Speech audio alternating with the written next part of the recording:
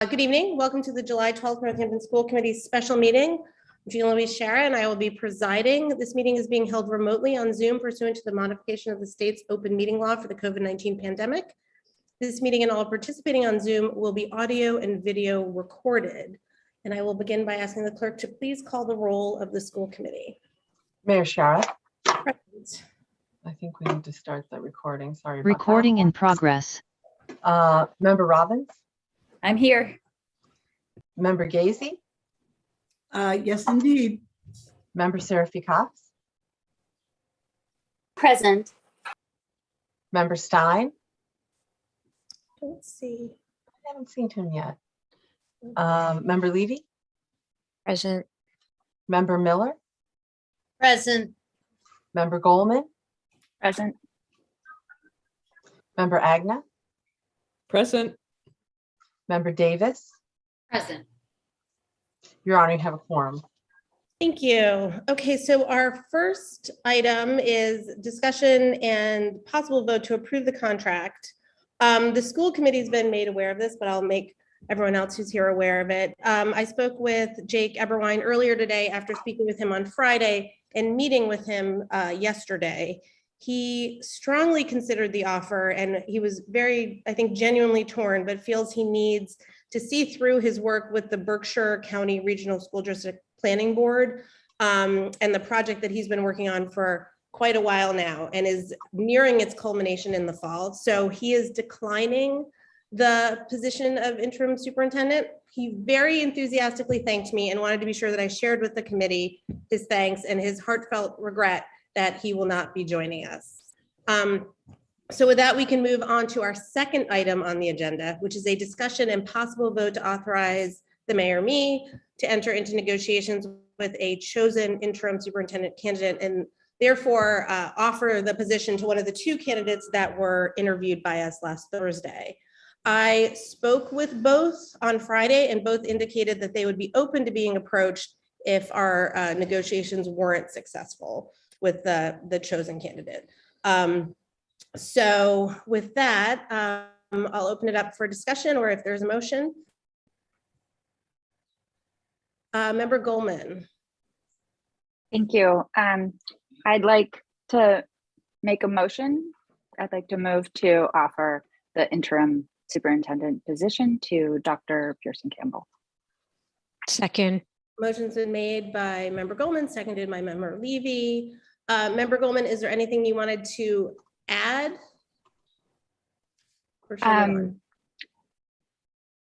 You know, actually, I didn't explain as much with my vote at the last meeting, but I really believe that she was the candidate that had the very best fit for us. Her sort of organizational awareness and the way that she's aligned with our district goals at this point, as well as her real commitment to focusing, bringing a lot of attention and focus on the welfare of students and healing, I think is really critical. I think she's an excellent match for the district. And that's why I voted for her and why I'm making this motion this evening. Okay, thank you, Member Goldman. Member Levy.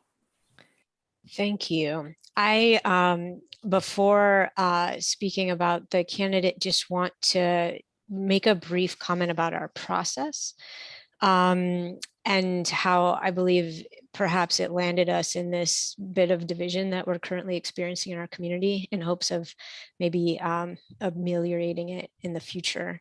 At work, I require all searches to use a rubric, which is a document that clearly outlines the criteria search committees deem essential for someone to be able to perform the job well, as well as documenting how and why each candidate was rated the way they are or they were.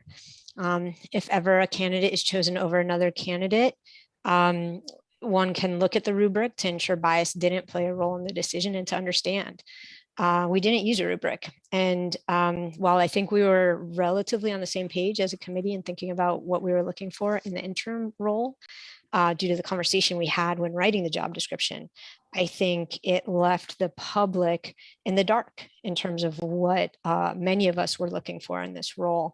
And it left them wondering whether bias did play a role. And so I hope moving forward, we can make sure we're implementing a rubric.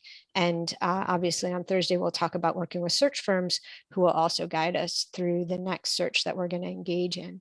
I think members of the public watched us wrestle with the decision about who to initially offer the role to, because it was a hard one, because we were lucky that we had 3 strong candidates. And I too see strengths in Dr. Pearson Campbell, and am excited to support her in the role. Thank you. Member Seraphy Cox. Thank you. I definitely support what Member Levy was just talking about. And in my professional life, I've been on search committees, but I've usually worked for organizations that are so small that they haven't had the or they haven't been well organized enough to even get to that point. So I haven't experienced the rubric myself, but having talked to folks who that is standard for their practice, I see its value absolutely, and I'm excited for the next stage that we could implement that in our next process. And I'm thinking that if I'm ever in charge of hiring, I will definitely implement it, and I'll, yes. So that's what I wanted to say about Member Levy's words. I also, as every member of this committee did, I received, many communications over the last few days. And so I wanted to start my comments about this by thanking the people who have reached out to me with their thoughts about this interim superintendent search process. I've heard a healthy mixture of compassion, anger, confusion, frustration, curiosity, and above all, a commitment to making the Northampton Public Schools better for all our students. The conversation people brought to me and to all of us about how white supremacy plays out in the decision-making of this committee is one that I welcome. It is a hard conversation with many opportunities to hurt each other. I have felt a mixture of many emotions over the last few days, including hurt. However, I know that not having this conversation hurts more, and my comfort is not worth others' pain. So this all hits very close to home for me. As the mother of a kid of color and the partner of a person of color, I have had to interrupt a lot of my own actions and attitudes that came from deeply ingrained white supremacy. I continue to do this in order to cultivate respectful and supportive relationships with these people that I deeply love. Democracy, too, is about relationships built on respect. If we, as a democratically elected body, don't interrogate and interrupt our actions and attitudes that come from the white supremacy ingrained in each of us, we are hurting our own democratic process. I've spent a lot of time reflecting on the actions and attitudes each of us displayed at our last meeting, myself included.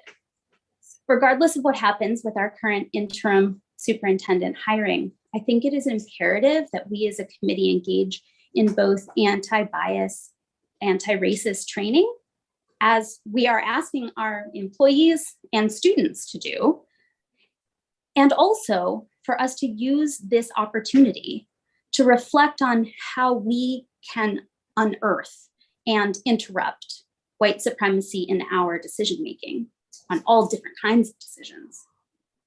I would like to ask our Vice Chair, Member Agna, to make our next retreat focused on anti-bias, anti-racist training, and that the development of our committee norms, which I know was on the agenda for the retreat that had to be canceled, that the development of those committee norms should be done through the lens of this anti-bias, anti-racist training. If we are going to truly implement our district improvement plan, which focuses so heavily on these values, this sort of work is imperative. If we are going to achieve our goal of hiring and retaining employees of color at all levels in this district, we need to prepare the ground so that Northampton Public Schools and its school committee is a place that makes people of color, people of all different walks of life, feel valued and able to grow. This work begins with us, the current leaders of the school community.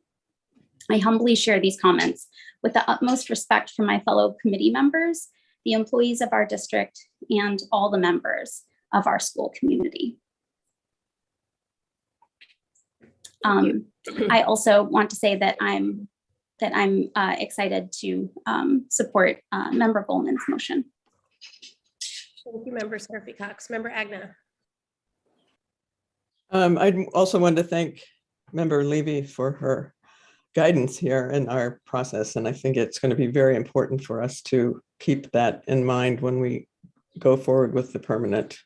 And I also will take your advice and request Member Seraphy Cox in making sure that our retreat has elements that you've described. I also will just echo the enthusiasm that I did express in our last meeting about Dr. Pearson Campbell. I think she will be great. I think it's really important for the public to know that there were 3 finalists who we felt were very qualified.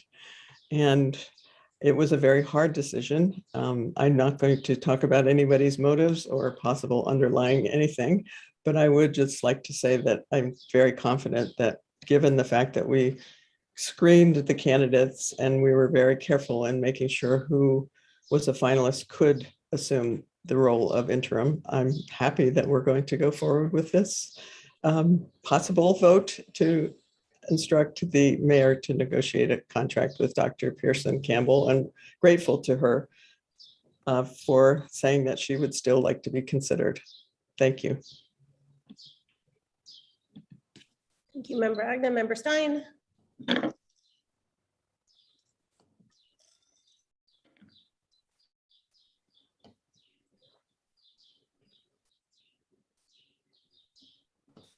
Thank you. Sorry about that. Yeah, I've been moved by my colleagues' comments and really appreciate the thoughtfulness and the reflection. And I was really struck by Member Levy's, I think, accurate description that I think many of us in the committee probably had an idea of the candidate we were looking for, or the qualifications of the type of candidate we're looking for, based on that process of putting the job description together.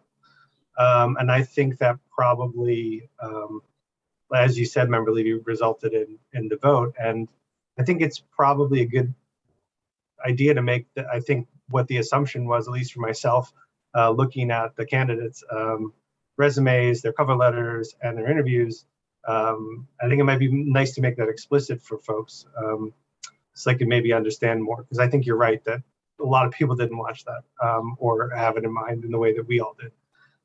But you know, it's no secret our district is facing a number of very significant challenges, a number of significantly difficult decisions, and we're left in a very short amount of time to have to find an interim superintendent.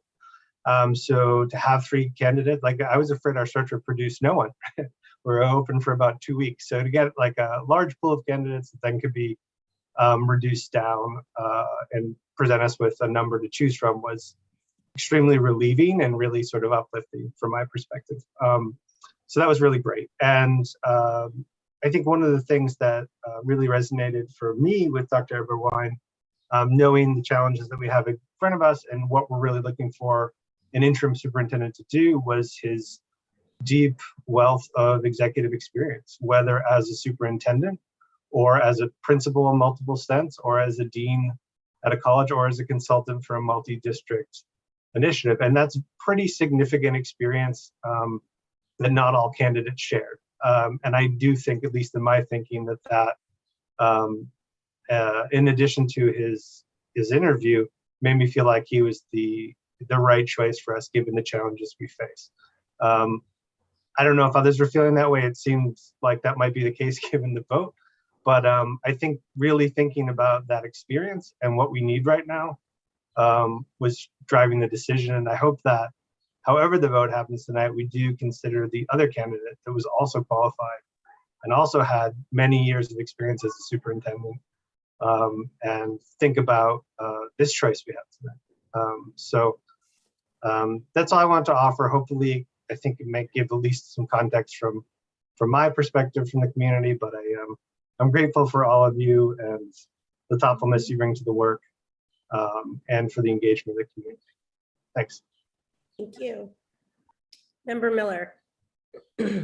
I just wanted to say that I'm grateful for the conversations and the input that we received from the community. And I felt their, concern and their pain. And as I had said last time, I was really torn myself. So I really value that we will now have someone who can help with healing our community and who will be able to address all kinds of bias and anti-racist work. And I'm glad that this is going to work out this way, but I really appreciate the comments from the community. Thank you. Thank you, Member Miller. Okay, I don't see any, Member Robbins.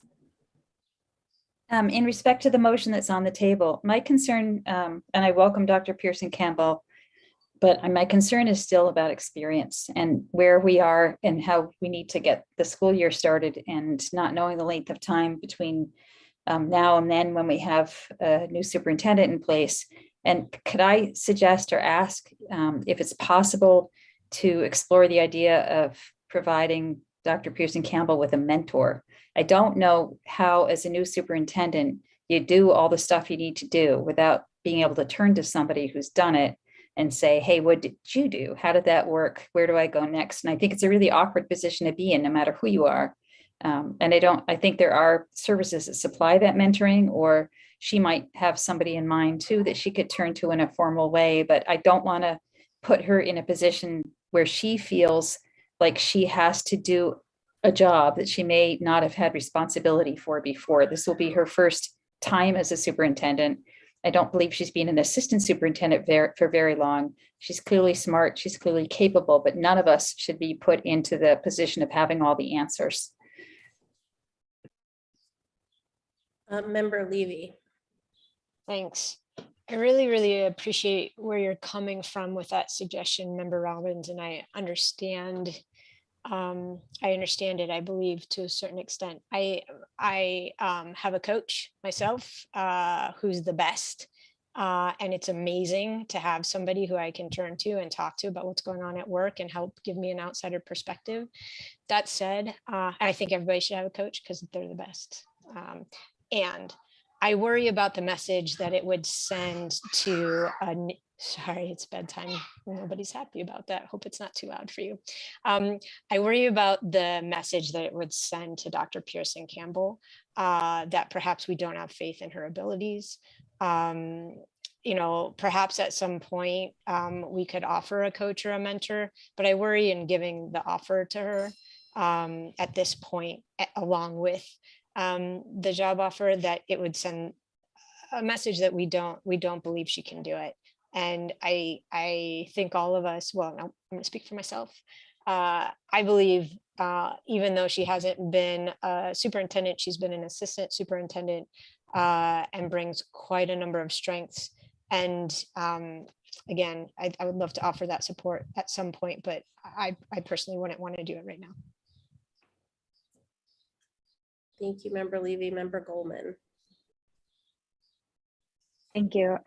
Yeah, I agree with Member Levy. I believe that Dr. Pearson Campbell is qualified for the position. That's why I'm suggesting we offer her the position. And I also believe that she is resourced and able to ask for what she needs, as I hope every educator in our community feels, that they feel that they are resourced and they feel that when they need support, they can ask for it.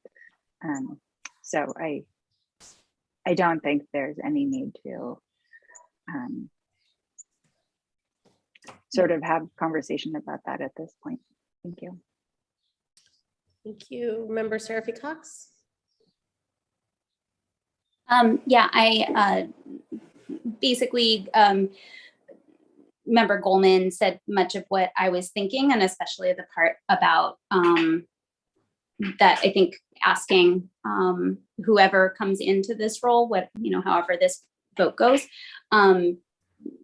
what they need in the position, because I didn't see interim superintendent on anybody's resume. So that in and of itself would be new to all three of them. Between the two remaining candidates, Dr. Pearson Campbell is my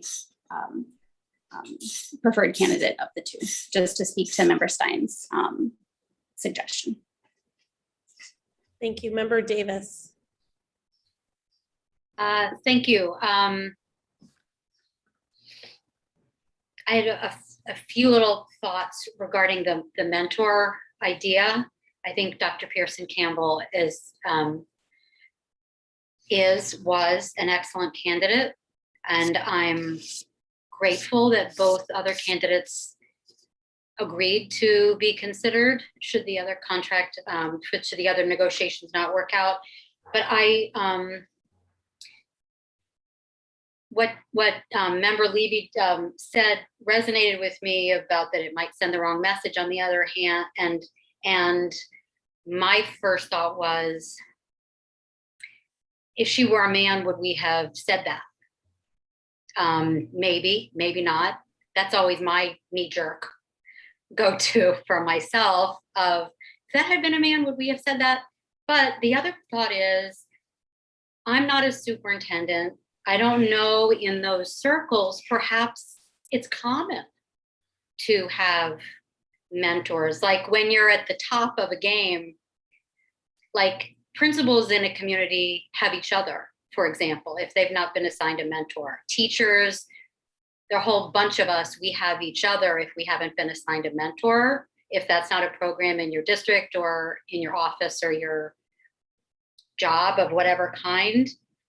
When somebody's at the top of their game, so to speak, like a superintendent, where she's the only one, perhaps there's a network built in that she knows about to go say, hey, what do you do? But perhaps not. So it just made me wonder, who does the mayor ask for questions? She's the only mayor. Who does the superintendent ask? So I think it's potentially a valid question to at least make sure that we would say to whoever is there, what do you need? If not, assign somebody to say, to make sure that nobody's set up to fail, because I think that's what I think Member Robbins was kind of getting at too, of making sure she has what she needs in that position. Thank you, Member Davis. I do nothing but ask questions all day long of anyone who will stand still enough for me to ask them of them. Member Levy. Thanks. I just want to thank you, Member Davis, for following Member Seraphy Cox's lead and asking hard questions and pushing us to think about our biases.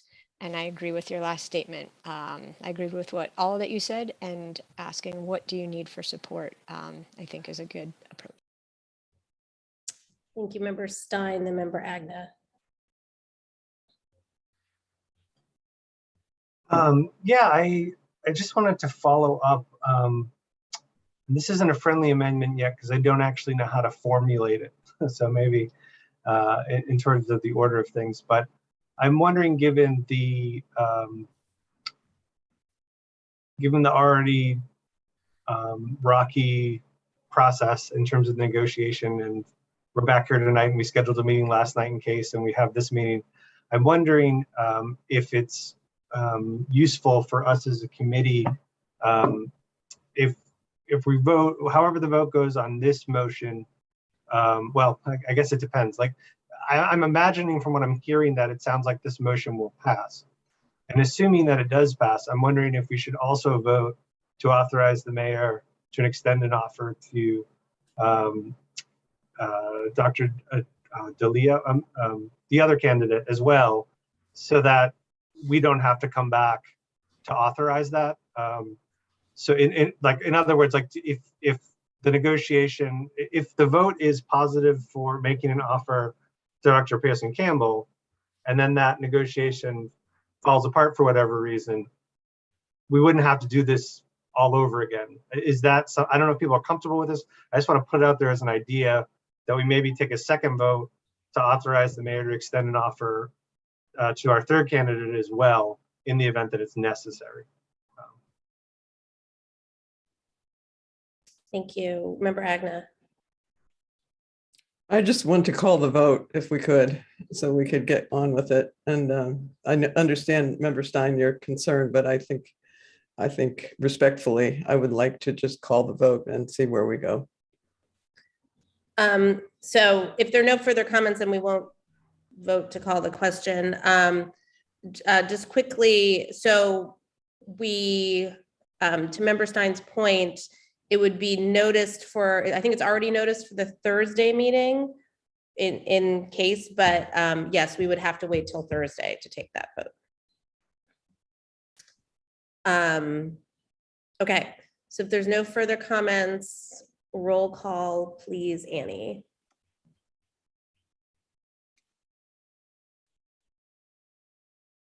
You're muted, Annie. Sorry about that. Member Agna, Yes. Mayor Shara, Yes. Member Robbins, Yes. Member Gazy, Yes. Member Seraphy Cox, Yes. Member Stein, Yes. Member Levy, Yes. Member Miller, Yes. Member Goldman, Yes. and Member Agna. Yes, twice. I got to vote twice tonight. Oh, did I call you first? Sorry about that, Gwen. That's okay. You're very important. And Member Davis. Member Davis needs to be Yeah. called. Member Davis. Yes. Sorry Okay. about that. Everyone called with the right number of votes? Excellent. Okay. It's unanimous. Okay, thank you for that. Then now our next item is to go into executive session. We will be adjourning from executive session and not coming back into open session. Would someone like to make a motion?